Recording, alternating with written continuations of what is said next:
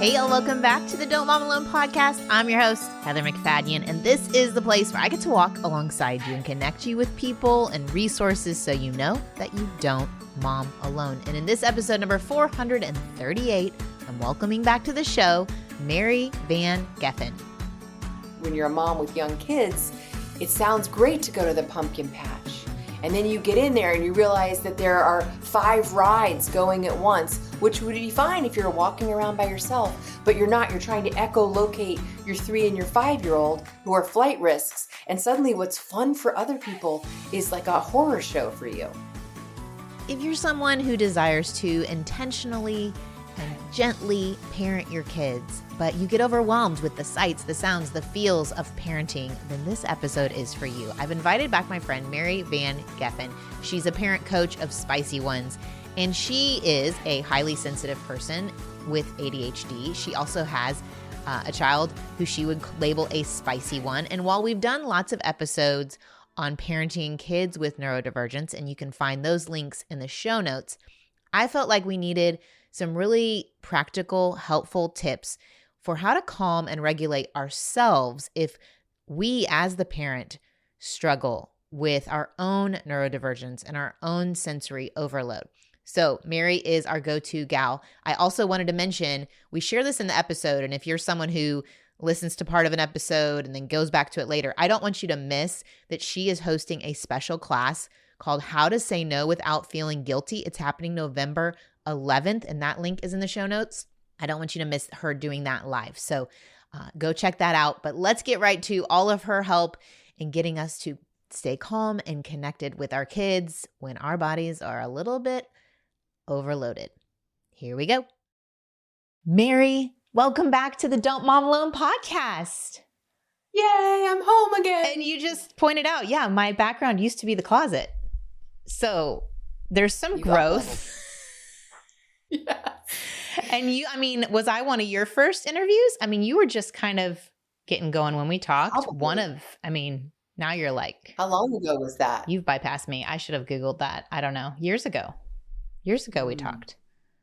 Don't let follower count tell you somebody's bypassed you. Their life could be like broken Swiss cheese inside, which mine is sometimes. I'm just really thankful that when I asked another parenting person, I said, hey, who would you recommend to talk to moms about being a parent who has their own sensory challenges and dealing with, loud boys and just noises all the time and overstimulation? And they said, Mary Van Geffen. And I said, I know her. I will get her right on this show. So thank you for saying yes. Oh, my pleasure. Because we need to talk about this. Parents need to not feel so bad for being wired differently. Or even if they're like pretty neurotypical, Yeah. parenting has to be one of the most overstimulating jobs in the world, especially if you have multiples, but even, more than one kid, but even one kid can be a lot because they've got no diversion from you and you're their sole entertainer. So there's so much coming at you while holding this idea that this is the most important job in the world. So I don't have a right to be overstimulated or beyond my capacity. I got to buck up. And just that whole cocktail of high stakes makes this very overstimulating. No, that's good. Yeah. Whether you have a diagnosed sensory condition or not, just start there. This is an overstimulating job. Yes. And there's something, and this sounds a little woo-woo, but there's something about children not having like emotional boundaries. I mean, you know how a kid will go up and hug the mailman and he will sob to the teacher. Like when you spend time with young children, they aren't holding in their container any of their emotional stuff. And so you're constantly awash in somebody else's feelings. And it's hard to know, are these my feelings or their feelings? And I think that's a universal scenario regardless of how your brain works. Well, I think it was great that you pointed out all of the parenting pressures as an extra layer to the sensory input. So we could talk just your senses of touch and sound and sight and all of those, but also you throw in emotion and then you throw in social dynamics of we're in public and I'm worried about what people are thinking about you. And I'm holding all that energy and processing that. And that can be overstimulating. Totally. It's like the metaphor of being at a restaurant where the music is jacked up and you actually love the song. If your job is just to eat, you can vibe with it. Cool. But if the person across from you is like, I'm so glad that we're getting together because I want to really talk to you, and you're straining to hear them while trying to like filter out the music, that's a whole different vibe than just enjoying. It's kind of like why a grandparent or somebody can maybe be in a high stakes environment or not. A lot of us have grandparents that cut out way earlier than we do, but somebody else can maybe handle it because they don't have the expectations on themselves as we do. Yeah. Yeah. I always say, when my husband would travel a lot, I'd say I'd go into babysitter mode because it would help me lower some of that, because it was like keeping them alive, keeping them entertained, safe, like having fun maybe. Those were my goals. How you turned out, building character, we're like, You went into dad mode. Is that rude? well, I mean, it depends on what kind of a dad your kids have, but I think a babysitter, at least she's getting paid. It's a job. Yes. She may love the kids and loves being She may around. not clean up. She may May not clean leave up. you with a very dirty kitchen. She may Yeah. not clean up, but for me, that lowered the pressure in that area so that I could handle the real pressures of 4 young boys. But they're noisy. Yes. They are noisy. Oh my gosh, they're noisy. And sometimes it's a good-natured noise, which is, I don't think your body reads that any less violently, but sometimes it comes with like, oh, someone's going to get hurt. Like I can hear the beginnings of conflict and somebody is going to, do you hear my leaf blower out there? Talk about sensory. Yeah, here it comes. I hope it'll be short. I'll get really close to the mic. Yeah. But yes, that siblings making noise sometimes can feel like you're just waiting for violence to happen, and that ignites a whole nother part of your nervous system. So now we got another level of stress in our body. Yeah. No, I don't know what stage of parenting it was that instead of just reacting and responding to noise, I had to stop myself and say, are they having a good time? Are they laughing together? And to take the next, like, sometimes at the stage we're in with teen boys, their humor might be a little bit naughty or perverted. And I kind of have to turn off the correct them because they're connecting. And the connection at that point is more important than this character development that I would then swoop in and I would, be the wet blanket on the party and, Yes.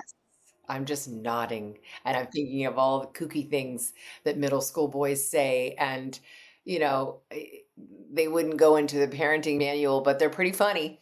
To them, they're all laughing real hard. Or that stage, what are they, 3 or 4, when they just pee pee poo poo all the time? Yes. All the noise, all the sounds. So a mom is in that stage. This reality of parenting is overwhelming, overstimulating. She's feeling it. What tips it from this is normal that your body's getting overstimulated to possibly undiagnosed neurodivergence that's maybe you've hit your threshold and now it's like beyond just a normal overstimulated nervous system? Yeah, and I think what we're talking about is a highly sensitive parent or person. And there's different ways of thinking about that. Some would call it neurodivergence. Some would say, oh, it's just a temperament trait. Oh, It's a interesting. trait. It's definitely not something you can work out of yourself. And I happen to think it's one of the most beautiful things about you if you're highly sensitive. Like you are the person that notices the person who's left out. You're the person who, like I did once, smells something's not right and saves your family from a fire. I mean, you're taking in so much. Like the definition, I don't have it in front of me, is somebody who processes things deeper. So the like 5 inputs of, 5, you've got sense of taste and touch and smell, and then you've got interoception, which is where you're feeling things inside your body happening. Oh, wow. And then of course you've got proprioceptive, where you feel where your body is in space, and all those things are coming at anybody, but the highly sensitive person is like delving deep into each of them against their will. What's that word? It's not subconsciously, but it's like it's just Involuntary, happening yeah. automatic. Yeah. Yes. Yeah. They're involuntarily deeply processing each thing that comes at them. So that can make parenting kind of painful because there's so much. And if you're wondering, well, I wonder if I'm highly sensitive, it's going to be some things you would have noticed before even parenting, like just aware of subtleties in your environment. Like I will say to my husband, oh, wow, as we're sitting at a restaurant, it seems like that family's going through something. There's something sad. And he's all, what family? So I am noticing who's coming and going in an environment, and I'm noticing the emotional life in them. So there's that kind of emotional part, which also can be tied to being someone who's experienced trauma or an adult child of addicts or addiction. You're used to checking all the environments. And so there's like, I wish I could draw a Venn diagram of like three different things that are kind of coming into play. But there's a big part of it. You're just born. You're born having a high sensitivity to caffeine or not.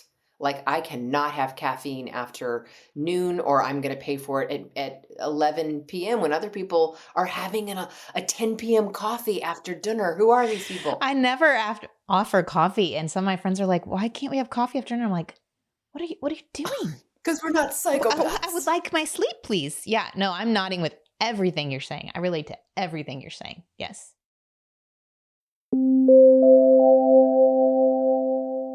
Y'all, I have the best thing to share with you. It is past the 4-boy test. If you have teen boys, you know what I'm talking about. They're always looking for ways to get more protein so they can bulk up. If, like my boys, you are looking for a snack you can give your kids that is high in protein and delicious, then look no further. I want to introduce you to Kudo popcorn. All right, y'all. Kudo popcorn has a cooking method that allows each bag of popcorn to have 10 grams of whey protein isolate in every bag while still tasting delicious. And I'm not joking. They really love it. I brought them the bags, and I think they ate 2.5 bags in one afternoon. So yeah, 10 grams of protein is like 2 eggs. Knox's favorite right now is the garlic parmesan. And Price, he liked the salty sweet kettle corn because he said it wasn't too sweet. There's also white cheddar, which I haven't personally tried, but they're all incredible. And so if you are looking for ways to get more protein in your kids, the Kudo popcorn is gluten-free, preservative-free, 100% whole grain, keto-friendly, and has 70 calories per cup. And it's made right here in the US of A. One bite and Kudo popcorn will become your go-to healthy snack. They even have a 1-ounce bag with 5 grams of protein if you need something on the go for yourself, Mom. You'll be amazed how Kudo popcorn has somehow made your favorite healthy snack even tastier and healthier. For a limited time, my listeners get an exclusive 25% off discount when they use the code DMA at kudosnacks.com/discount/DMA. That's 25% off with the code DMA at kudosnacks.com/discount/DMA. Treat yourself to a snack that understands your lifestyle and join the Kudo movement.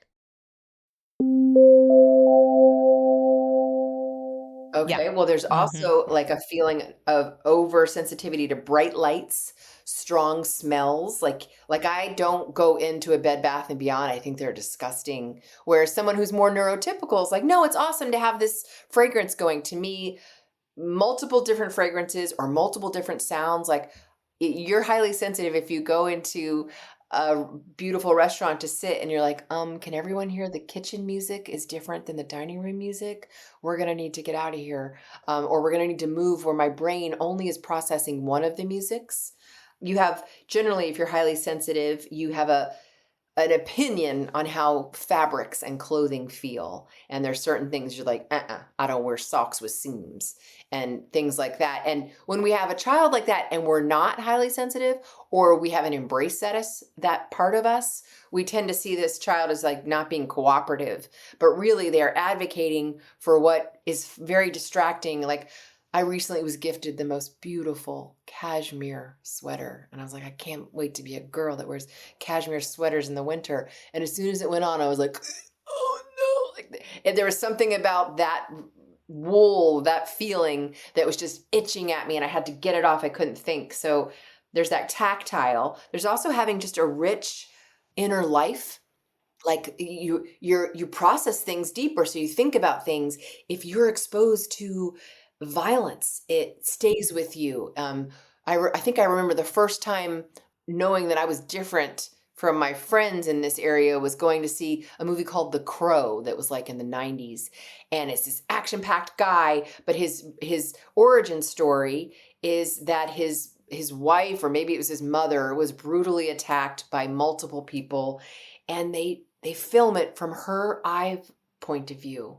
So you're seeing these people coming for her and hurting her. And I was like, I cannot sit here and witness this. I don't care that it's an actor or it's a contrived, it feels so real in my body. And so as a highly sensitive person, you really need to protect your heart, especially, I don't know when this podcast is going to come out, but so many atrocities and torture and evil being shown on social media right now. Shut it down, protect your heart. Sometimes if you're highly sensitive, you startle easily. Me and my son love to scare each other because the payoff is huge. It's a good connecting point. That's good. It is. If it's consensual.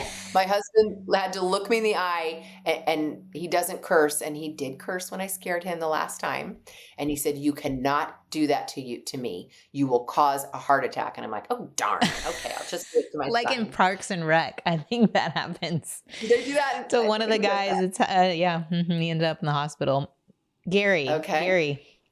Oh, poor Gary. You feel things big in both directions. So something that feels really gross and cringy and not good, and the opposite, you really delight and get so much out of other things. Maybe it's for you, it's essential oils, like your day is made if you can just get that going in the morning. Your hunger, things that happen inside your body, you're more aware of than someone else. So it impacts you more.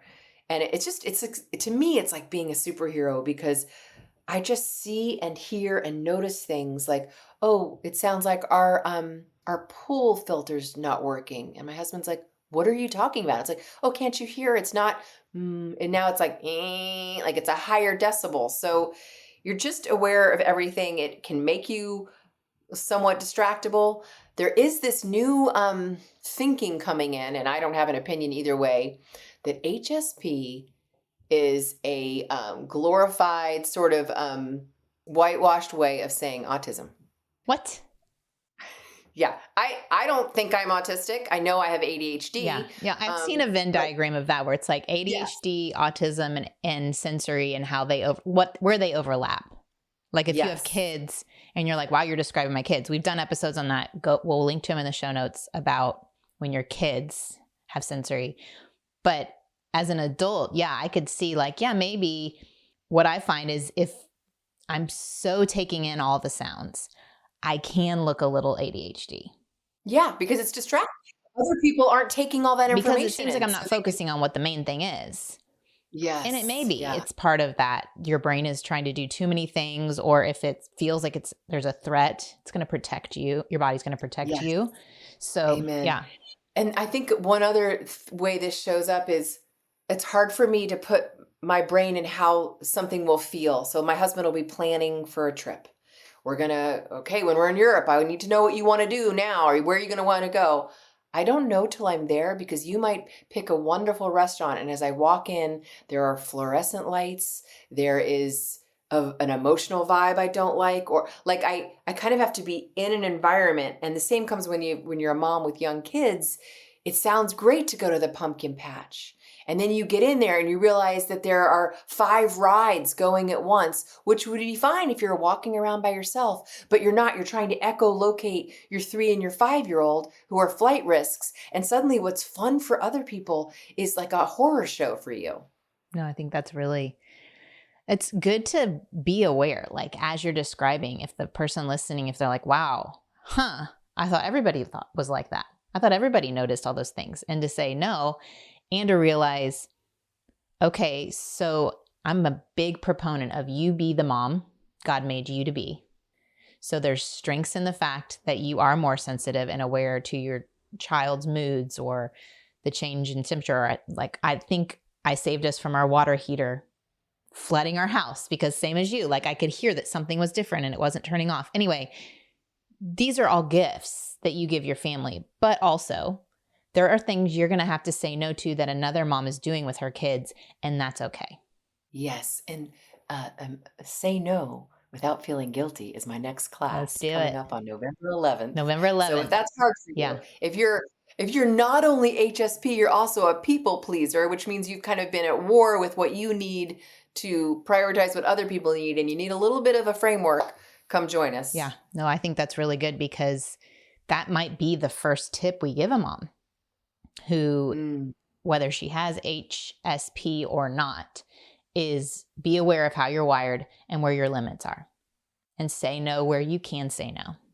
yeah, and come up with a way to say no that feels like you're not throwing yourself under the bus. Oh, I'm a disaster. I can't handle it. Instead, just I'm trying to be really careful about what I expose myself to and what I take on. I'm trying to create more margin. I find I'm a better friend and mother and sister and daughter when my knee jerk response is no, and I create more margin versus, oh, I'm just overwhelmed at the time. I can't take it on. You don't have to be wrong to say no. Yeah.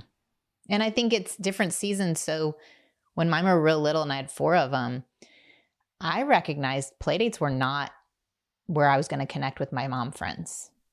Mm. It was hurtful to my heart. I needed to do my own thing with my boys, connect with them that way. That was plenty for me to manage. And then on my another time without kids, hang out with girlfriends. Yes. Yeah.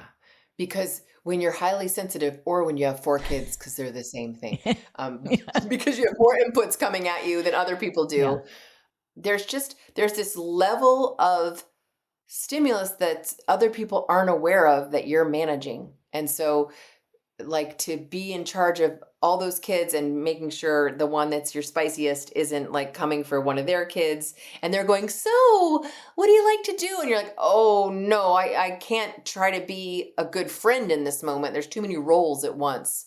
So yeah, like stripping away and just not like there's so much ministry and beauty in unitasking, doing one thing and treating it almost like a ritual versus, okay, I'm so great, I'm multitasking. Well, you're filling up your sensory cup, and if you are HSP, you have a smaller sensory cup than someone else and it fills up quicker, and so you have to do things throughout the day that empty it or throughout your week versus thinking you have the same capacity as somebody else. What would be some of those emptying ideas? Well, number one, sleep. Ah. You are very impacted by sleep. That is kind of the time that the playroom of your brain gets everything put back together. And so when you're not getting 8 hours, then everything, you have less capacity to process what's coming at you. So like sleep is just a non-negotiable. Well, and you think of these moms with young kids. Yeah. They're getting That's they're another getting reason why they're so less like than 8 hours yeah. and disrupted. Yes. So it makes sense if you're in that stage of your life that you feel like a stripped wire that's just buzzing and Or foggy. yes, Like I or feel like some foggy. of that sensory too can be under responding sometimes. You can be like understimulated sometimes where you're like, I can't even answer your question Ooh, about that. yes. Which leads me to our second, actually it's our third, Okay. because you said say no, Yeah. we said sleep. Yeah. And then the third would be having some kind of like sensory diet for yourself, which comes from OTs, Yeah. occupational therapists, if anybody's had that for your kid. It's just this idea of knowing what fills up your body and, or in the metaphor we just had, what empties out your cup so that your allostatic load, your body's ability to take on more, in a low stress way is like fortified. And for you, that may be the warmth of a cup of coffee staring off into space. That's an important ritual for you because that's how your brain works. It kind of needs time to wonder and meander. And a lot of us wake up and it's like we're at war through no fault of our own, but it like we're being woken up by somebody, mommy, I just peed in my pants. And suddenly it's on. And so creating some kind of like space to care for yourself, something you do, and then you name it like this is for me, and it has quiet. Maybe you decide, I know other people like to play music all day and that feels like such a warm household. We cannot be that people. Or maybe you have certain kinds of music that helps soothe you.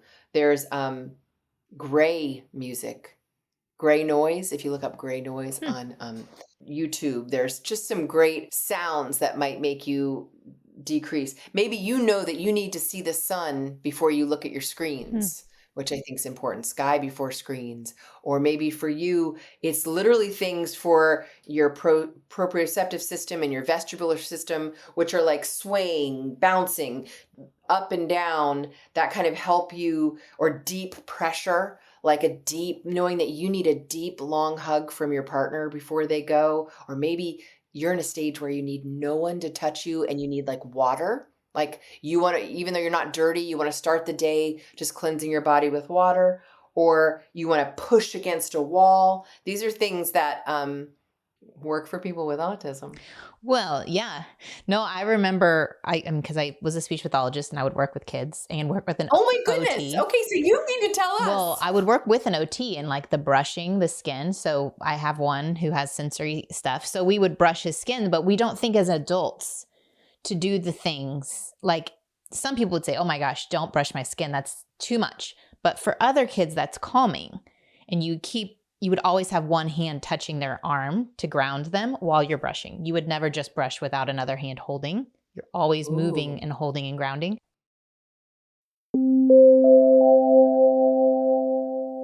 As highly sensitive people, maybe like me, you get motion sickness.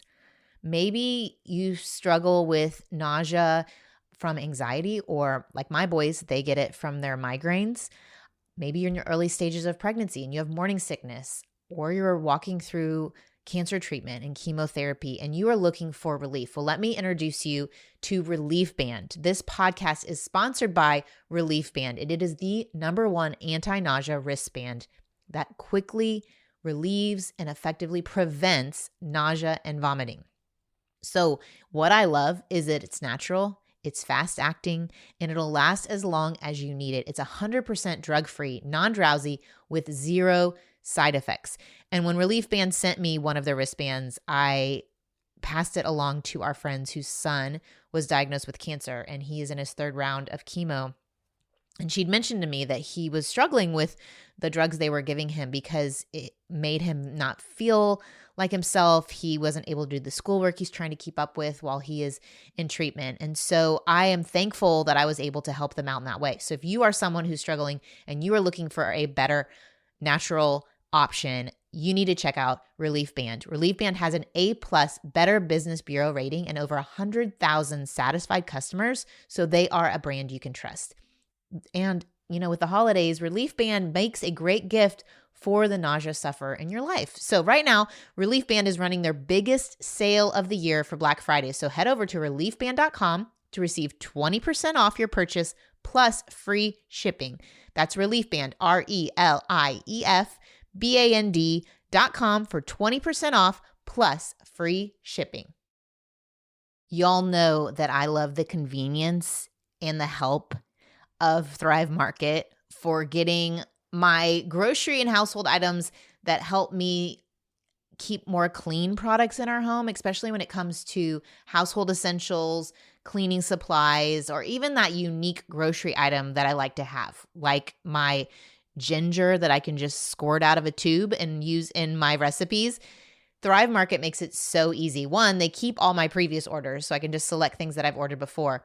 2, I save money on every single order. I was just looking and I got a special holiday foaming hand wash that's sugar cookie flavored, and it was 36% off. I got a canned pumpkin. It was 53% off. Nut Pod that was almond coconut creamer peppermint mocha flavored, that was 11% off.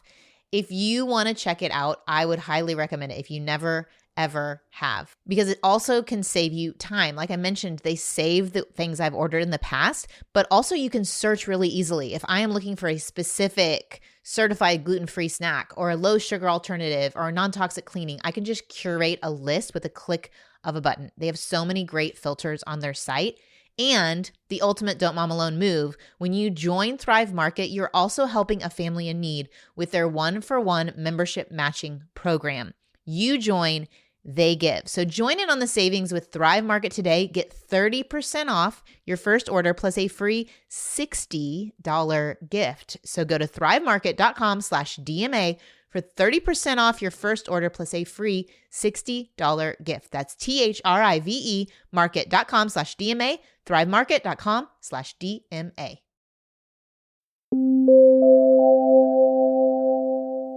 Another thing is like, if you could see me, I'm making like a butterfly by linking my thumbs together with my palms facing me and pushing that against your upper chest and then just thumping that Yes. deep pressure of like, okay, I'm coming back into my body. And right now, as I'm doing it, it makes me go, oh, it's this vibe of feeling like I'm coming back and noticing what's happening inside me instead of monitoring everything outside me. Yeah. So having some kind of sensory diet, basically rituals of connection to yourself and trying to get the quiet time before. This would be like the fourth tip. Schedule quiet or peace earlier in the day versus, oh, I got to just get these kids to sleep by finally, I've started it at 7:30. Now it's 9. I finally can have quiet time. It's kind of too late. Like, we need to be recharged earlier, and that keeps our meltdown away versus after the meltdown. So if your kid is still napping, start changing it to calling it quiet time, because when they're done napping, we still want quiet time where no one's talking, and get comfortable putting your finger to your lips. Remember, it's quiet time. And you talk quiet, even if they're right next to you, like where you're kind of closed for business. You're allowed to do that because it really helps. And then make sure your clothing, like, you shouldn't be wearing anything that feels gross to your body. Like if you like tight things, leggings are like your weighted blanket of sorts. Wear leggings. But if you like loose things, wear loose things. I like dresses sometimes, but with the biker shorts underneath, that's nice for me. Freedom, feel girly, but also like tight. Yeah, I think being very aware. And what I was going to say about the sensory with proprioceptive, I think we don't know enough about it as adults. If you realize, man, I really loved to run when I was a teenager and a 20-year-old, but I'm getting kind of older and it's harder on my joints. The thing that makes it, one of the things that makes running helpful, and this is what one of my kids was, the joint compression. You can do it without running, where you hold behind the joint, or someone could do this for you. You hold behind the joint and you push into the joint on the other side of it. So you're again grounding behind the joint, pushing into the joint, and that causes a release of endorphins for people who they aren't aware of their body in space, or they're not getting that feedback. That's why they're crashing into things. They're trying to get that joint compression. That sensory seeking. And rather, or like what you were doing the other day on your video of just hitting the pillow, like that's joint compression. So it's also, I was smarter than I thought. Yeah, you're getting out the emotion of maybe getting frustrated and being frustrated, but you're also, your body is getting a positive endorphins in every joint that is getting compressed. Yeah, and you're moving into the next tip, which would be moving your body to get out some of the as a highly sensitive person. Another way to look at it is, some people will call it an empath. You're holding a lot for other people, or that isn't yours, that they didn't even want to give you. You're just taking on so much. That movement and dance is a great way to expand that. In fact, I'm trying something new, Heather. Okay. Anybody on my newsletter, I'm inviting them to a Dance Your Emotions Out little lunchtime Zoom. I've got 2 people watching the monitors, so no weirdos show up and do anything weird. They're looking for you have security. Okay. Okay. Security has been called in. All right. Yeah, okay. There will be security. But I am such a believer in moving your body without doing it to be pleasing to someone else. And it's a mind flip, because every time I dance, there is a part of me that's like, oh, does this still look sexy? Am I still sexy? And that is not the point of dance. Yeah. That's not the point. So often I will close my eyes, and how does your body want to move? Because your body is built and designed by God to kind of be like sustaining. Like it knows when you want to punch dance versus squeeze and hold yourself and love on yourself while dancing. And I just think if you can dance with the Holy Spirit, it's why we get so emotional in worship songs, right? Mm-hmm. Because we're finally letting ourselves sway and just let our poor body be the leader instead of us trying to control it. And this, so movement that is not for I got to get in shape or I'm trying to build strength, but movement's just for movement's sake because it helps you metabolize stuck feelings and stimulus you're holding in your core, and gets your vagus nerve nice and vibrated. Do you dance much? I love dancing. We would dance in the kitchen when the kids were little, like as we would clean up dinner. But would you do it with your kids? Like if you notice that Yes, it's a total mood yes, changer. when everyone's in just a negative space and they're grumbling, complaining, and nitpicking, Yes. like let's put on some music. Yeah, and I would start to build yourself a playlist. Like I have a cry dancing playlist that is just for making me sad. Yes. But I read recently in music theory that if you're trying to get like your biometrics, like your heart rate and your blood pressure, if you're trying to shift them through music, you start with a song that has the beats per minute you're already at. This is like extra expert level. And then you start to, if you're trying to bring people down, then you might choose a more chiller song. But if you're trying to get kids who are agitated and hyper, you might start with AC/DC. It was a fast machine. She kept and everybody's like, now then maybe your second song slowly. But if you start immediately with like, let me play classical music for these kids, they will reject it because it's dissonant to where their body is. So yes, I do. Now, if you're highly sensitive and you're trying to dance and someone's saying, wait, mommy, I want to ask you, that defeats the purpose. So again, I would put my finger to my lips and I'd say, or I would prepare them ahead of time when I turn the music on. We won't be able to hear each other. Is there anything you want to tell me now? And then you start it and they can handle 3 minutes of mom being weird and moving around and not making eye contact and not being open for business. Your body needs it and they need it too. And I always think like, what's the memory they're going to have? Say more about that. That they're an adult. They're thinking back about their childhood and they picture their mom dancing. There are worse memories kids can have of parents. Yes. And if right now you're thinking, thanks, Heather, my kid's going to have a memory of me yelling at them because that's what's usually going on. That's okay. That's why you're meant to hear this message. That's okay. You are never too late. Every day is a new option. This afternoon is a new option. Your whole rituals can shift moment to moment if you are choosing to. And you are strong enough to handle a little resistance because when you change the way you show up, everybody's going to resist at first. They're not going to maybe trust that you're going to stay calm or kind or that there's, they're going to expect the old behavior and push back. So even if they're like, I don't like this song, that's okay. Mama likes it. Yeah. You could choose the next song. Yeah. I think you do a really good job of, and if y'all haven't heard my interview with Mary last time, holding the stance of it's authority without authoritarian. Like I am the parent here and I have thoughts and I can talk like a queen is what you told us. Like your posture of, why don't I get to pick the song? You always pick the song, like the victim.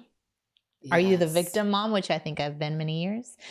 But the way you just said that was a great example for all of us of holding a boundary, holding on to self, and invitational that, I'd love to hear what song you pick after this one. That'd be great. Can't wait to hear what you're going to pick. Calm. Yes. That's beautiful. I'm remembering we should resurface our reel we did together. We did a great reel. We're really good at reels. All right, my last tip, and then I got to run, is get your butt into nature, whatever that means for you. That nature is an immediate soother of a highly sensitive person. It's all this like manufactured stuff in your home and in your workplace and in the busy streets that kind of work at you. There's nothing like hearing the wind in the trees and the tickle down your neck from that, or birds chirping first thing in the morning. So get yourself outside. Yeah. These are all fantastic tips. And noise canceling earbuds. What's your position on that? Heck yes. Okay. It's not going to hurt anybody. No, it's not going to hurt anybody. And most of them, you can still hear everybody. You just hear them a lot more muted. But I also think it's okay to work in your schedule, your kind of basic rhythm that you have during the day, that there's a time where mom wears her earphones. There's a time where mom is quiet. I don't have to be quiet, but she's quiet. But I know that we connect right before it or right after, and maybe there's a timer. So like, or oh, mom's having a sensory break. Like, don't make it about the kids. It's about your needs. And I hope that they can grow up seeing that their mom had needs and she met them. And for the mom who asked, how do you deal with noisy boys? I feel like we've helped her out. Yeah. Get them outside. Get a hose and hose them down. Just kidding. I'd say, let's see who can run around the garage the fastest.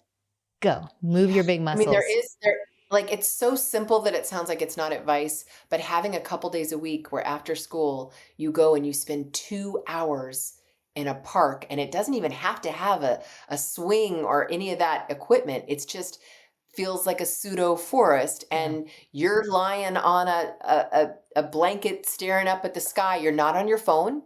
You're just letting nature heal you, and your kids are figuring things out. And maybe you have a book, you can read a book. You can eat these snacks next to me. You can figure it out. I'm not going to entertain you. I love you. It's our park day, Tuesdays and Thursdays. Like, that will give you a lot of security knowing that's coming. Yeah. No, that's very good. We got to go. Everybody, check out Mary's stuff. If you have spicy ones, she's your gal, and sign up for all of her courses. Mom's the Spicy Ones and this new no course. What are you calling it? How to say no without feeling guilty. Yeah. Go check it out. Okay. Thanks, y'all. I hope you check out Mary Van Geffen's resources. She has lots of courses if you have a spicy one. And like I said before, she is a self-proclaimed spicy one. And so if you follow her on Instagram, you'll know she covers a variety of topics. She is not afraid to be her authentic self. And she may not be for everyone, and that's okay. I think she is a national treasure. And while we may not agree on every single issue, I don't think you have to agree on everything to enjoy people and learn from them. So that's my view on it. I am going to pray over us. Lord, I thank you that you made each of us so uniquely. I thank you that you also, as believers in you, gave us your Holy Spirit so we can ask you for guidance and discernment on what we need at any given moment, that we can come to you, that we can get refilled by you in just a phrase and in a moment. And I pray, Lord, that you would make us more aware of when we are dysregulated and we need your love and your care for our hearts and minds so that we can lovingly care for our own children. Thank you that you gave us limits. Thank you that setting boundaries with others is not wrong, that it is okay and that it is good, and that it shows us that we are loved by a limitless God, a God who sees the future, who sees what is coming, and that we can trust is sovereign and cares for us. And so, Lord, I pray that today, right in this moment, that you would breathe a fresh, renewed energy into the parent who's listening, that you would help calm their nervous system in a unique way that can only be explained by you, God. I pray that we would be filled with peace that passes understanding, that phrase in itself comes from us coming to you, recognizing our limits. And I pray, Lord, for us this week. I pray that you would, as all of the holiday things are spinning and adding to our sensory overload, that we would get small and connected to you first, Lord. In Jesus' name, amen. Okay, thanks y'all for joining me. I will see you back here next week. I have a great interview with Emily Lay. She is an entrepreneur, a mom, creator of the Simplified Planner, and we're going to talk about how to deal with the worry spiral. If you're someone who your mind can get caught up in all of the worries, this episode is for you. I'll meet you back here next week. Adios. I hope you enjoyed this episode of the Don't Mom Alone podcast. If you're wanting to connect with more people and more resources to help remind you that you're not alone, head over to don'tmomalone.com. That's where you'll also find show notes with any links mentioned by our guests. Most importantly, I want you to know the good news, the great news that you're not alone because God has promised to always be with you. With faith in Jesus Christ, the one who died for you and rose again, Jesus said when he left, he was going to leave a helper, a comforter, to be with us. God in us. Moms, that's superpower. So while you're washing dishes at your kitchen sink, while you're driving to and from work, while you're feeding that baby late into the night, while you're cleaning sticky floors, God promises to be just as present with you as when you're worshiping in a church pew. As it says in Zephaniah 3:17, the Lord your God is with you. He is mighty to save.